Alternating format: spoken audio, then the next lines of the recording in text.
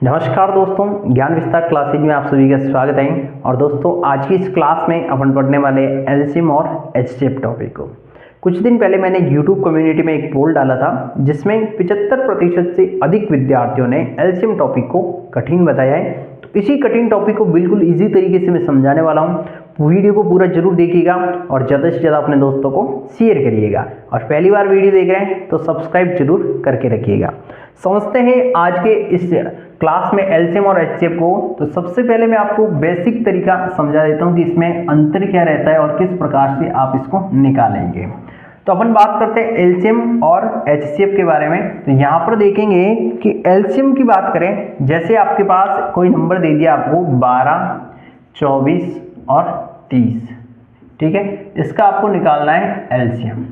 Okay, LCM का मतलब ये होता है कि ऐसा कोई नंबर आपको पता करना है जिसमें इन तीनों संख्याएं 12, 24 और 30 का पूरा पूरा भाग चला जाए।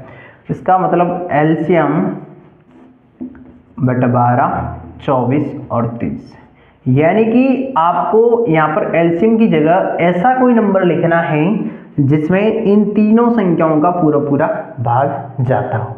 तो वो संख्या आपकी क्या हो जाएगी? एलसीएम हो जाएगी। और इसमें एक ध्यान रखना है, लोवेस्ट कॉमन मल्टीपल इसकी फुल फॉर्म होती है। तो इसका मतलब है सबसे छोटा नंबर होगा। कौन सा नंबर होगा? सबसे छोटा नंबर होगा या सबसे छोटी संख्या होगी, ये आप ध्यान रखना। सबसे छोटी संख्या होगी जिसमें इन तीनों का पूरा पूरा भाग जाना चाहिए। और वो संख्या होगी आपकी यहाँ पर 120। 120, 12, 24 और 30 का एलसीएम बनेगा आपका। ये कैसे 120 बनाए ये भी मैं आपको इस वीडियो में पूरा बताऊंगा डिटेल से। अभी आप समझिए कि एलसीएम और एचसीएफ में फर्क क्या होता है, अंतर क्या होता है, तब आपको आसानी से चीजें समझ में आ जाएगी। अब बात करते हैं एचसीएफ की। तो एचसीएफ में सेम एग्जांपल लेते हैं 12, 24 और 30 का, और आपको निकालना है एचसीएफ। क्या निकालना है? एचसीएफ निकालना है। तो अब आपको ध्यान रखना है यहाँ पर कि एचसीएफ के लिए आपको वो नंबर लेना है हाईएस्ट कॉमन फैक्टर जिसका इन सभी में भाग जाता हो। समझिएगा, 12, 24 और 30 ये संख्याएं हैं। तो इनका आपको एचसीएफ कैसे निकालना है कि जो ये 12, 24 और 30 संख्याएं हैं तीनों, तो एचसीएफ वो संख्या होगी या वो कॉमन फैक्टर होगा जिसका इन तीनों में भाग जाता हो, तो वो आपका कॉमन फैक्टर हो जाएगा एचसीएफ। तो यहाँ पर सबसे बड़ा क्या आएगा? सबसे बड़ा कॉमन नंबर, कॉमन संख्या या नंबर कह सकते हैं, कॉमन नंबर, ठीक है। अब यहाँ पर इसका एचसीएफ आता है आपका 6। क्या रहेगा इसका एचसीएफ? 6 रहेगा। 6 का भाग 12 में भी जाता है, 24 में भी जाएगा और 30 में भी जाएगा। अब एक चीज समझ रहे हैं, यहाँ पर आप कह सकते हैं कि सर 120 में इन तीनों का भाग जाता है। इसी प्रकार से यदि हम बात करें 240 की और 360 की, तो उसमें भी तो इन सब का बराबर भाग जाता है, बिल्कुल जाता है। लेकिन यहाँ पर आपको ध्यान रखना है कि सबसे छोटी संख्या होनी चाहिए वो जिसमें इन तीनों का भाग जाता हो। यानी कि 120 से यदि कोई छोटी संख्या हो आपकी नज़र में जिसमें इन तीनों का भाग जाता हो, तो मुझे बताइए। नहीं जाएगा। बड़ी तो हो सकती है बहुत सारी, लेकिन सबसे छोटी संख्या कौन सी है? तो 120 है। इसीलिए 240 और 360 आपके एलसीएम नहीं होंगे। आपका एलसीएम क्या होगा? 120 होगा यहाँ पर, ठीक है। और इसमें एचसीएफ की बात करें तो आप कहेंगे कि सर आपने कहा कि जो नंबर हैं उनका सभी में भाग जाना चाहिए। तो यहाँ पर 6 का जाता है, 3 का भी तो जाता है, 2 का भी तो जाता है और 1 का भी, तो इन तीनों संख्याओं में पूरा पूरा भाग जाता है। तो भैया मैंने आपको बताया है कि सबसे बड़ा कॉमन नंबर जिसका इन तीनों में भाग जाता हो, यानी कि 1 का जाता है, 2 का जाता है, 3 का जाता है, 6 का भी जाता है, लेकिन 6 से बड़ा कोई ऐसा नंबर नहीं है जिसका इन तीनों में पूरा पूरा भाग जाता हो। ये आपका सबसे बड़ा कॉमन फैक्टर है। तो इसीलिए ये छोटी वाली जो संख्या है ये आपकी कैंसिल हो जाएगी, कट हो जाएगी यहाँ पर, और आपका आंसर क्या रहेगा? 6 रहेगा एचसीएफ का। अब ये कैसे ज्ञात किया मैंने, ये भी मैं आपको पूरी डिटेल से बताऊंगा, आप निश्चित हो जाइए। ओनली आपको यहाँ पर मैंने समझाया है कि आप एलसीएम और एचसीएफ में क्या अंतर देखते हैं, कैसे उसको ज्ञात करते हैं। यहाँ पर हमेशा ध्यान रखना, जो आपको नंबर दे रखे हैं, आपको संख्याएं पूछी है जिसका एलसीएम, उससे बड़ा नंबर आपका एलसीएम होगा, और यहाँ पर जो आपको संख्याएं दे रखी है उससे छोटी संख्या आपकी एचसीएफ होती है। ये हमेशा आप ध्यान रखिएगा, उससे आपको पता लग जाएगा। तो ये एक भिन्न के रूप में मैंने लिखा है, यानी कि नीचे वाली संख्याओं का इसमें भाग जाना चाहिए, और ये भी भिन्न के रूप में है कि जो नीचे एचसीएफ है इसका इन सभी में भाग जाना चाहिए। तो इस प्रकार से आप इजी तरीके से एलसीएम और एचसीएफ की बना पाएंगे। तो आशा करता हूँ कि आपको अच्छे से ये क्लियर हुआ होगा। एलसीएम और एचसीएफ का जो कंसेप्ट है बिल्कुल बेसिक से मैंने आपको सामने यहाँ पर समझाया है। तो एक बार आप इसको जो है स्क्रीनशॉट ले सकते हैं, उसके बाद अपन नेक्स्ट आगे बढ़ते हैं इसकी मेथड की तरफ। ठीक है, चलिए तो अब बात करते हैं अपन एलसीएम के मेथड की तरफ, है ना। सबसे पहले एलसीएम को पढ़ेंगे। मैंने आपको एक बार इसका कंपैरिजन जो है दोनों को बता दिया कि एलसीएम क्या होता है और एचसीएफ क्या होता है। अब अपन इसको कैसे ज्ञात करते हैं उसकी वीडियो की बात करेंगे, मेथड्स की बात करेंगे। सबसे पहले एलसीएम की फुल फॉर्म क्या होती है, या एलसीएम का मतलब क्या होता है, लोवेस्ट कॉमन मल्टीपल।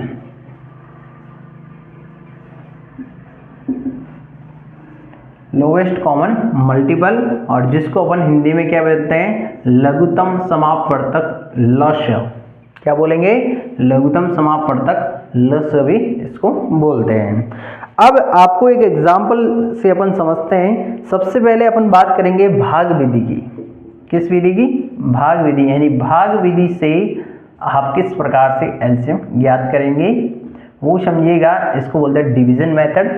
भाग विधि में आपका एग्जाम्पल अपन बात करें, संख्याएं लेते हैं कुछ और उससे अपन समझने का प्रयास करते हैं। तो आपकी संख्या है 24, 30 और 40। एक संख्या ले ली अपन एग्जाम्पल के तौर पे। तो 24, 30, 40 का आपको एलसीएम ज्ञात करना है, और वो किस मेथड से ज्ञात करना है, भाग विधि से आपको ज्ञात करना है। तो अब आप यहाँ पर देखते हैं कि 24, 30, 40 का आप भाग विधि से एलसीएम करने के लिए इस प्रकार से लिखे 24, 30 और 40। अब यहाँ पर विशेष चीज का ध्यान रखिएगा, यहाँ पर जब आप इन संख्याओं में भाग देते हैं तो हमेशा जो विद्यार्थी गलती करता है यहीं पर करता है, अपने मन से किसी भी संख्या का भाग नहीं देना है। यहाँ पर ऐसे नहीं कि अपने मन से किसी का 2 का, 4 का, 7 का, 8 का किसी का भाग दिया, ऐसा नहीं करना है आपको। यहाँ पर केवल अभाज्य संख्या, अभाज्य संख्या यानी प्राइम नंबर का ही भाग जाएगा, उनका ही भाग देना है आपको। बाकी दूसरी संख्याओं का अपनी मर्जी से नहीं देना है। तो प्राइम नंबर लिख देता हूं मैं, ठीक है। अभाज्य संख्याओं का ही यहाँ पर आपको भाग देना है। और जैसे इसके एग्जाम्पल की बात करें, क्योंकि ये जो अभाज्य संख्या है मैं आपको नंबर सिस्टम वाले क्लास में पढ़ाऊंगा अच्छे से। तो यहाँ पर एग्जाम्पल की बात करें 2, 3, 5, 7, 11, 13 और इस प्रकार से आगे बढ़ती हुई संख्याएं होगी आपकी अभाज्य संख्याएं। कौन सी होगी, अभाज्य संख्याएं होगी ये। तो अब आपको सबसे पहले 2 को ट्राई करना है। जहां तक 2 संख्या से भाग जाती हैं वहां तक 2 से दो, उसके बाद नेक्स्ट उससे बड़ा अभाज्य नंबर लेंगे 3, उसके बाद 5, उसके बाद 7। इस प्रकार से आपको क्रम से जो है बढ़ते हुए क्रम में इन संख्याओं का भाग देते हुए चलना है। लेते हैं 2 को, 2 का भाग 24 में देते हैं तो 12, 30 में दिया 15 और इसमें दिया तो 20 आ गया, ठीक है। अब उसके बाद 2 का और भाग देंगे अपन। तो यहाँ पर देखते हैं 2 का भाग जिस जिस में जाता है उसमें दे दो। 12 में गया 6 आया, 15 में नहीं जाता है तो 15 का एज इट इज वापस लिख दो सेम, और 20 में दिया तो 10 आया। और 2 का भाग जाता है, आप देखते हैं 3 आया, 15 आया और यहाँ पर 5 आ गया। अब 2 का भाग इसमें नहीं आएगा। अब आप लेंगे 2 से बड़ा नंबर 3, क्योंकि यहाँ पर 3 भी है अंदर तो उसको भी कैंसिल करेंगे। 3 का इसमें भाग दिया तो 1 आया, 15 में भाग दिया तो 5 आया, 5 का वापस 5 आ गया। उसके बाद अगला नंबर लेंगे, क्योंकि 3 से जो संख्या डिवाइड हो रही थी हो गई। उसके बाद अगला अभाज्य संख्या है 5, उसको लिया और देखा अपने पीछे बचा 1, 1 और 1। तो अब आपने जिन जिन संख्याओं का भाग लिया है उनको आपस में क्या करेंगे, गुणा। 2 इंटू 2 इंटू 2, 3 और 5, इनको आपस में मल्टीप्लाई करेंगे। 2 दूनी 4, 4 दूनी 8 और 8 से 24, 24 पंजा 120। कितना हो गया आपका एलसीएम क्या आया है, 120। यही हमने जो है उस टाइम निकाला था 120। तो आपका राइट आंसर इसमें एलसीएम क्या हो गया, 120 हो गया। और बिल्कुल इजी तरीके से हमने भाग विधि से जो है एलसीएम निकाला है। और ये एलसीएम निकालने की सबसे बेस्ट मेथड है, याद रखिएगा सबसे बेस्ट मेथड यही है।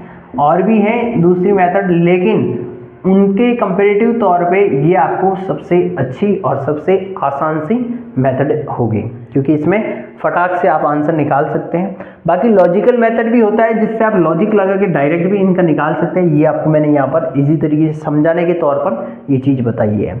अब ये चीज़ इसमें ध्यान रखनी है अभाज्य संख्या का आपको, और बाकी आप आसानी से बना सकते हैं इनको, कोई दिक्कत नहीं है यहाँ पर। जब तक 2 का भाग जाता है तब तक 2 का दिया, उसके बाद जब 2 का भाग नहीं गया तो अपना अगली अभाज्य संख्या 3 ली, और 3 का भाग जाने के बाद अब 3 का भाग नहीं गया तो उसके बाद 5 को ट्राई किया।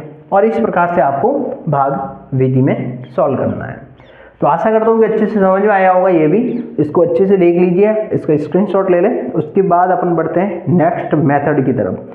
अब नेक्स्ट मेथड भी मैं आपको समझा देता हूँ। बाकी आपकी भाग विधि सबसे अच्छी विधि है, यदि आप इससे करेंगे तो आपका आसानी से क्वेश्चन बन जाएगा।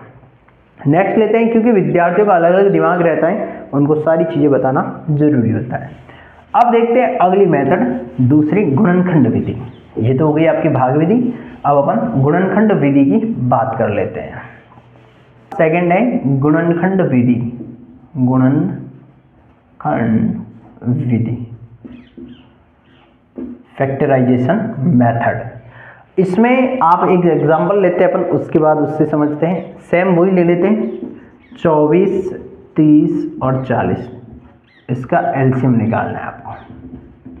अब देखिए गुणनखंड में आपको प्रत्येक के अलग अलग गुणनखंड लेने, जैसे 24 तो इसमें 2 का भाग दिया, 12 2 का भाग दिया, 6 2 का भाग दिया, 3 और उसके बाद 2 का नहीं गया तो अगली संख्या ली 3 और 1 बचा।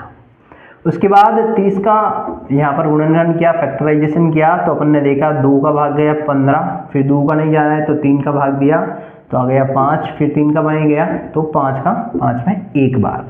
उसके बाद यहाँ पर 40 का यहाँ पर दिया तो 2 का भाग दिया तो 20 से जाएगा, फिर 2 का दिया तो आपका बचा 10, फिर 2 का दिया तो 5। अब यहाँ पर आप देखते हैं कि 5 में ना तो 3 का जाता है तो अपन दे देते हैं 5 का डायरेक्ट, और उसके बाद 1 बचा है। तो इस प्रकार से आपको गुणनखंड यानी इसके अलग अलग संख्याओं के गुणनखंड निकाल देने। अब अपन लेते हैं कि 24 के कौन कौन से गुणनखंड है, 2 2 2 और 3, 2 इंटू 2 इंटू 2 इंटू 3। फिर अगला है 30 के अपने बने थे 2 इंटू 3 इंटू 5, और 40 की बनेंगे 2 इंटू 2 इंटू 2 इंटू 5। ये आपके गुणनखंड बने थे, आपने यहाँ पर इनके गुणनखंड निकाल के जमा दिए। अब आपको इनमें सबसे ज़्यादा हाईएस्ट पावर यानी जिस संख्या की जिस अंक का सबसे ज़्यादा पावर है उनको लेना है आपको। यहाँ पर आप ध्यान रखिएगा, हाईएस्ट पावर लेनी है आपको। कौन सी लेनी है, सबसे हाईएस्ट पावर लेनी है। अब यहाँ पर आप देखते हैं कि 2 कितनी बार आया है, तो 2 की पावर कितनी हो जाएगी, 3 हो जाएगी, और इसमें 3 कितनी बार आया है, 1 बार ही आया है। ठीक है, यहाँ पर देखते हैं 2 की पावर 1, 3 की पावर 1, 5 की पावर 1, क्योंकि एक बार ही आ रहा है। यहाँ पर 2 कितनी बार आया है, 2 आया है 3 बार, तो 2 की पावर 3, और 5 कितनी बार आया है, 1 बार आया है। तो अब आपको लेना है हाईएस्ट पावर। तो हाईएस्ट पावर की बात करें तो इसमें जो 2 आया है तो 2 के हाईएस्ट पावर क्या होती है आपकी, यहाँ पर 3 है। फिर अपन देखते हैं 3 की हाईएस्ट पावर क्या है, तो 3 की हाईएस्ट पावर 1 ही है, इसमें भी 1 है, इसमें भी 1 ही है, तो आप लेंगे 3 की हाईएस्ट पावर 1 ही है, तो लिखने की जरूरत भी नहीं है वैसे। उसके बाद 5 की हाईएस्ट पावर यानी 5 भी कितनी बार आ रहा है, एक ही बार आ रहा है, तो इसकी भी हाईएस्ट पावर क्या है, एक ही है, तो 5 एकम 5 ही होता है। अब देखते हैं 2 की पावर 3 है, यानी कि 2 को 3 बार अपन गुणा करते हैं आपस में, तो कितना आता है, 8 आता है। उसके बाद 3 एक बार ही है और 5 एक बार ही है, तो आप इसको 8 को 3 से गुणा करो, 8 से 24, 24 को 5 से मल्टीप्लाई करोगे तो आपका आंसर क्या निकल के आएगा, 120। और इस प्रकार से ये आपका फाइनल आंसर होगा। 120 आपका गुणनखंड विधि से 24, 30 और 40 का एलसीएम निकलेगा।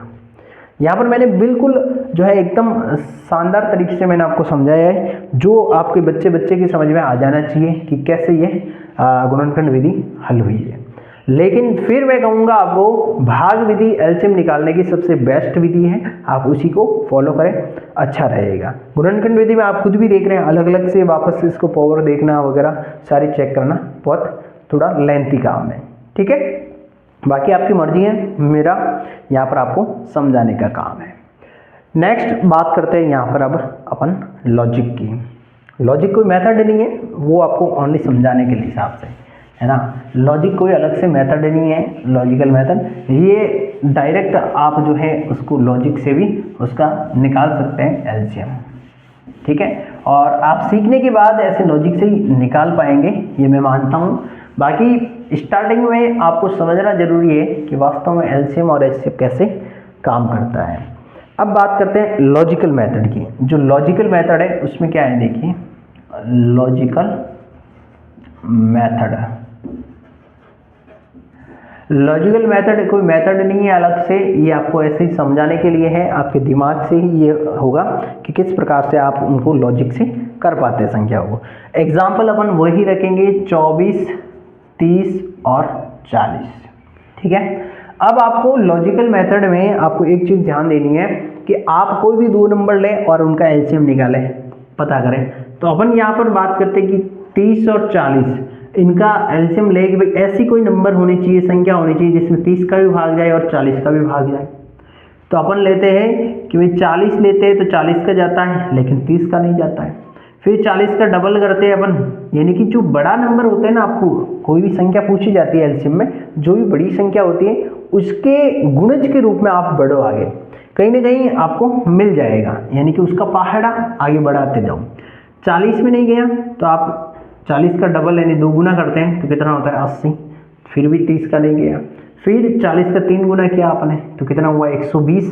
120 में इस 30 का भाग जाएगा, इसका मतलब 40 और 30 का तो एलसीएम क्या आ जाएगा आपका 120। अब आप यहाँ पर देखेंगे कि 24 का यदि अपन भाग दें 120 में तो पूरा पूरा जाता है, इसका मतलब आपका इन तीनों संख्याओं का एलसीएम क्या हो जाएगा 120 हो जाएगा, ठीक है।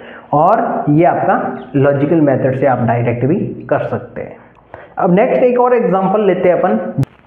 तो दोस्तों इस प्रकार से आपको ये लॉजिकल मेथड भी यूज में लेनी है। आप एक बार अभ्यास करेंगे तो धीरे धीरे आपके प्रैक्टिस में आ जाएगा और आसानी से आप एलसीएम की क्वेश्चनों को डायरेक्ट लॉजिक से भी बना पाएंगे।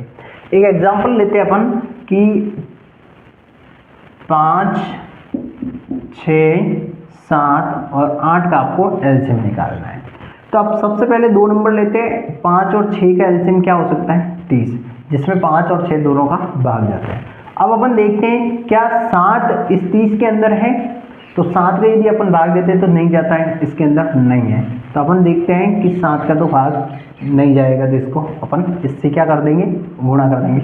और उसके बाद 8 को देखते हैं क्या 8 30 के अंदर है, तो 8 कैसे बन सकता है 2 × 2 × 2, जी हाँ, यानी कि 2 को 3 बार अपन गुणा कर दे तो क्या बनता है 8 बनता है।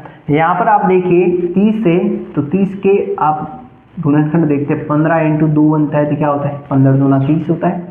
फिर आप देखते हैं यहाँ पर 2 × 3 × 5 करें तो भी आपका क्या बनता है 30 बनता है। 30 बनता है कि नहीं बनता। अब आप यहाँ पर देखेंगे कि यहाँ पर जो 2 आ रहे हैं इसमें क्या कॉमन आ रहा है, यस। एक बार आप देख पा रहे हैं कि एक जो 2 है वो यहाँ पर भी आ रहा है, यहाँ पर भी आपका आ जाएगा। तो उस 2 को 1 को कम कर दो और बाकी की जो संख्या है बची है आपके 2 × 2 4, उसको यहाँ पर मल्टीप्लाई करवा दो। तो आप देखते हैं 7 × 21 यानी 210 × 4 करेंगे तो आपका आंसर आएगा 840। ये आपका इससे क्वेश्चन का क्या हो जाएगा, एलसीएम निकल कर आ जाएगा। यानी 5, 6 और 7, 8 का एलसीएम बनेगा आपको 840। तो ये लॉजिकल मेथड है, आप धीरे धीरे प्रैक्टिस करेंगे तो आसानी से आपकी सारी चीज़ें बननी शुरू हो जाएगी। तो ये सारी चीज़ें मैंने एलसीएम के बारे में बताई है और आशा करता हूँ कि आपको अच्छे से समझ में आया होगा। कमेंट करके जरूर बताना। अब मैं आपको जो है इसी वीडियो में एचसीएफ के बारे में बता दूं ताकि आपको समझने में आसानी रहेगी। नेक्स्ट बढ़ते हैं एचसीएफ की तरफ। अब अपन एक एग्जांपल लेते हैं कि 24, 30 और 40 का आपको एचसीएफ ज्ञात करना है। क्या ज्ञात करना है, एचसीएफ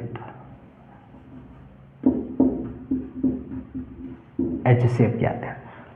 अब इस एग्जांपल में अपन देखते हैं, सबसे पहले तो आपको मैं बता दूं कि एचसीएफ क्या होता है। तो वह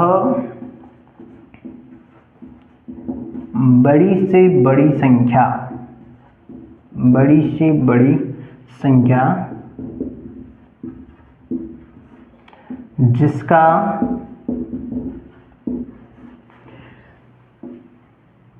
जिसका सभी दी गई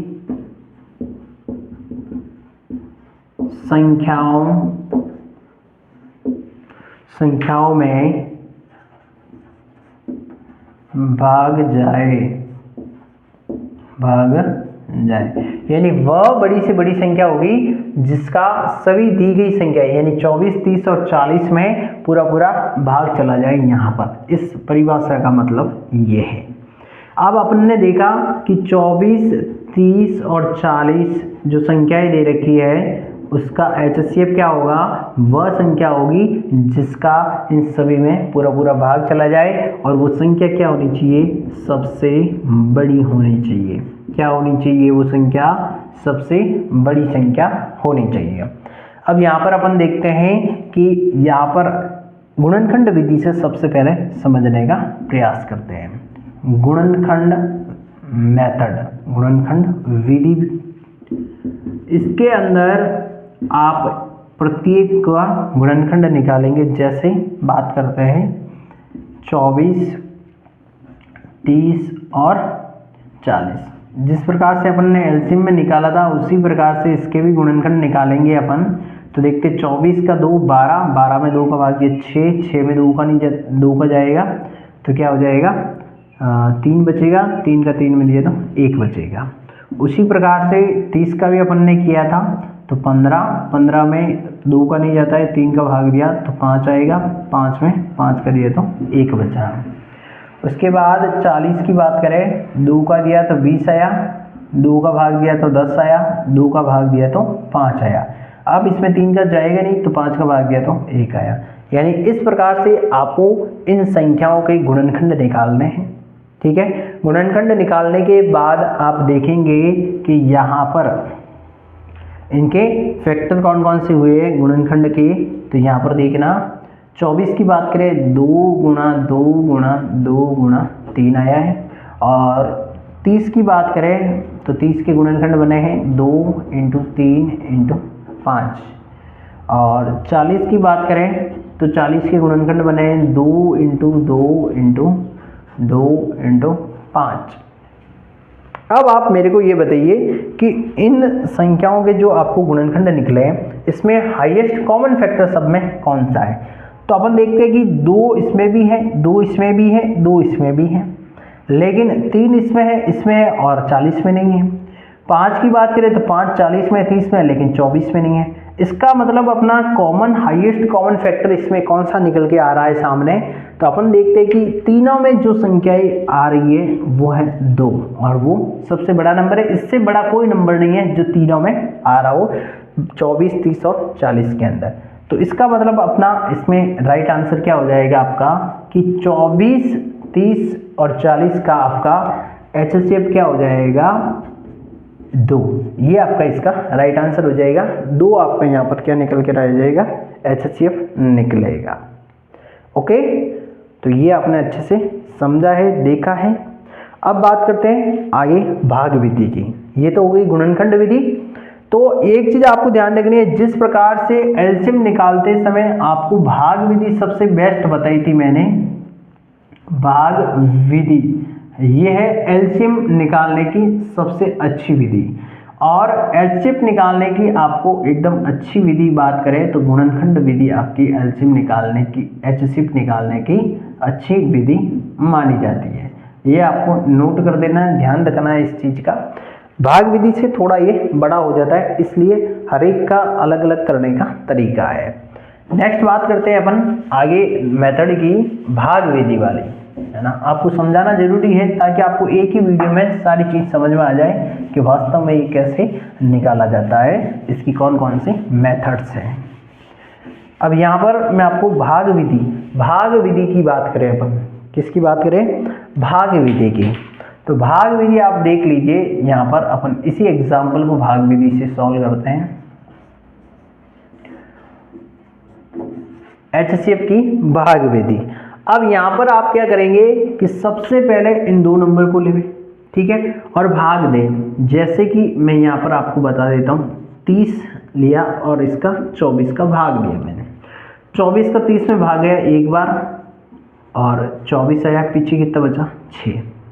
अब इस 6 का जो शेषफल है आपका, तो उसका किस में भाग देंगे, इस 24 वाले में, जो आपने पहले भाग दिया था उस 24 वाले में इसका भाग देंगे।